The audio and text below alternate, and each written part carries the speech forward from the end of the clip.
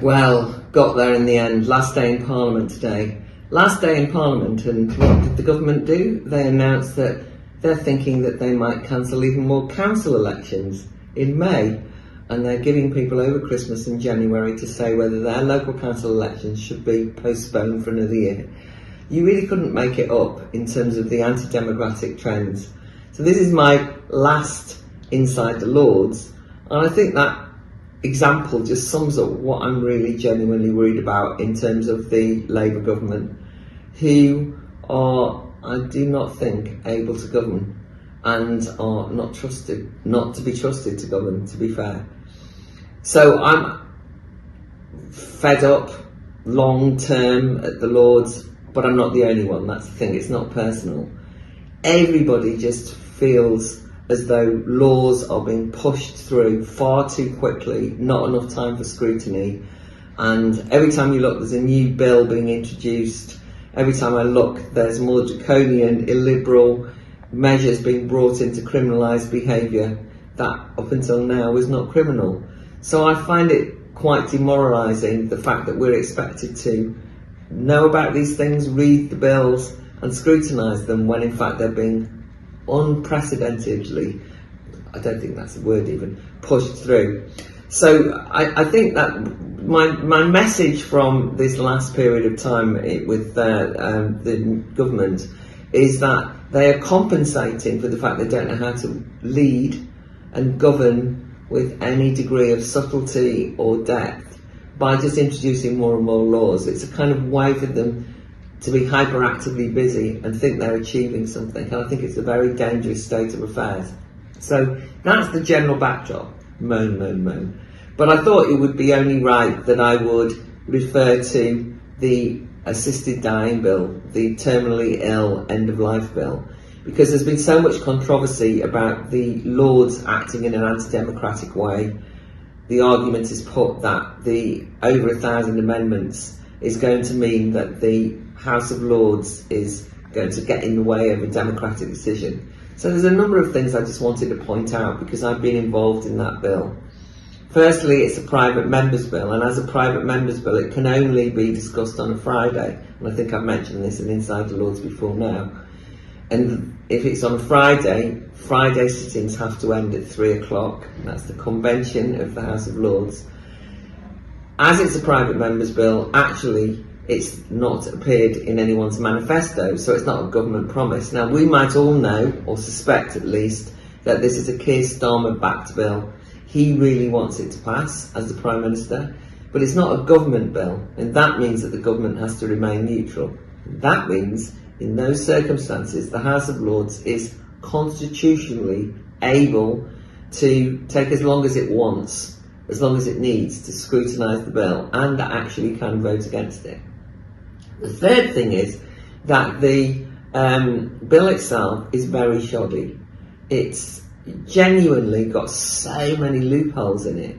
A lot of the discussion, and think about this is the state changing its relationship with its citizens to give itself permission to allow part of the state, the National Health Service, to cause the death of people.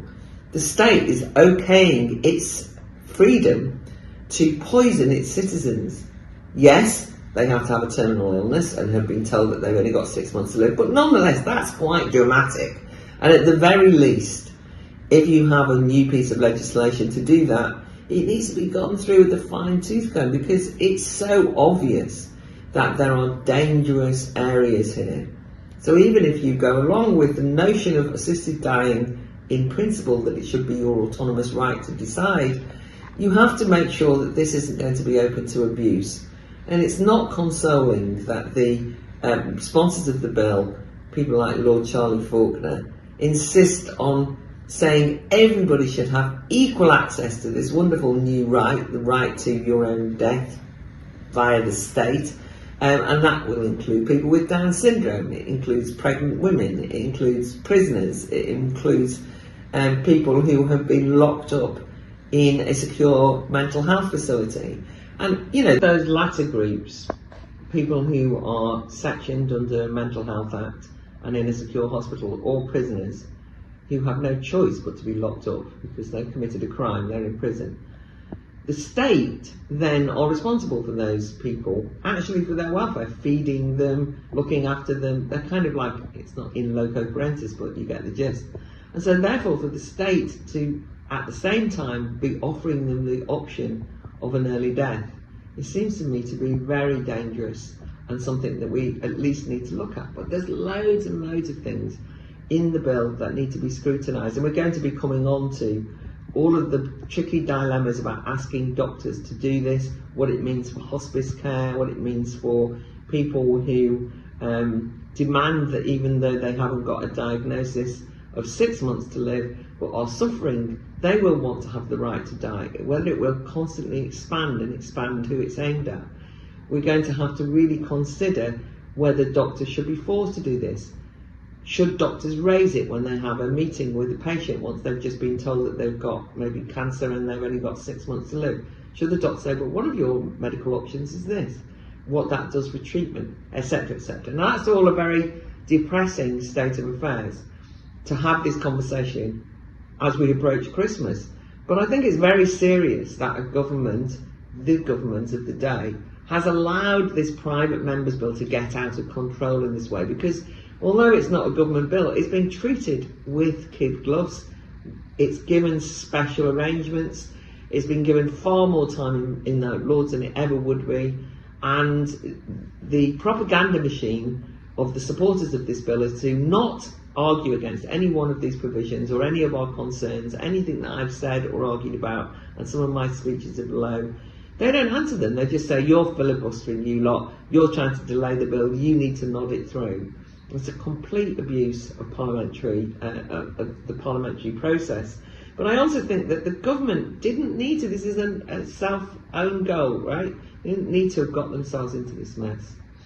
On the issue of medical controversies, one thing that has been fascinating this year is this last couple of weeks as a parliamentarian was that we had a protest outside the Department of Health for another potential medical scandal, which is the okaying by Wes Streeting, the Minister for Health, of a clinical trial into puberty blockers.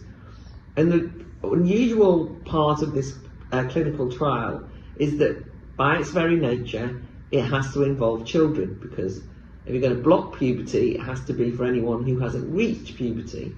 And there's no lower limit. This can mean that children may be able to access this. It's an ethical dilemma because, well, it's an ethical abomination. It's very, very rare that you'd ever do a clinical trial on whether drugs work on children, because they can't consent, so you have to ask their parents, and there's no discussion about what happens if one of the parents agrees and one of them disagrees, what happens if their kid's in care, what happens in all of these circumstances not considered. And Wes Streeting has again got himself into a mess, because actually he could, instead of doing this, if he wants evidence for the effect of puberty blockers, unlock the data linkage information of those people who've already had puberty blockers, and look at what's happened to them and follow it up, and look at the thousands of young people who've already been prescribed via the NHS with puberty blockers, and assess the outcome of that, instead of experimenting on children who, by the way, if they were allowed to just grow up and go through puberty, probably would get over their body discongruence, would kind of potentially, at least, more likely to think, actually, I don't know that I want to try and change my gender to become a different sex. You can't become a different sex, but I won't go through that whole medical intervention. Maybe I'll just, wander around and not be sure for a while. And a lot of them actually are likely to be young lesbian and gay people who are just struggling with their sexuality. But anyway, again, the government have got themselves into this mess they really didn't need to have done, and now there's a growing public campaign against this puberty blockers trial, and again a potential medical scandal. Because what is genuinely going to happen when these young people grow up and realise that they can't have any sexual feeling, they can't have an orgasm, it's awful to say, might be infertile for life, all sorts of things that we think seem to be the outcome of putting people on puberty blockers. and yet we're seriously considering 11-year-olds being put on this clinical trial. So it was very good, though, on a more positive note, to be asked to compare an event that Venice Allen, he works with me at the House of Lords and is also helps out with the stalls and organising all the stalls at the Battle of Ideas, organised with a lot of other people a protest yesterday at the Department of Health, and we handed in a letter to Wes Streeting signed by scores and scores of parliamentarians.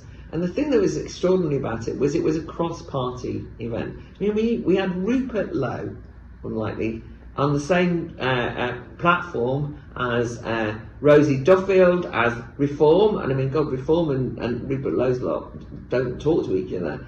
We had the Conservatives, we had the Lib Dems, we had all the political, Labour, we had all of the political parties, but also we had lots of grassroots organisations like Transgender Trends, Sex Matters, all the different groups that have been involved in this. And I think, you know, Lesbian and Gay Alliance were particularly a big presence of them there. And it was a very joyous, you know, celebration, in as much as it was people coming together and saying, not in our name, we shouldn't let this happen. So it was angry and militant, but also had a real sense of solidarity, people saying, we're not going to let this happen.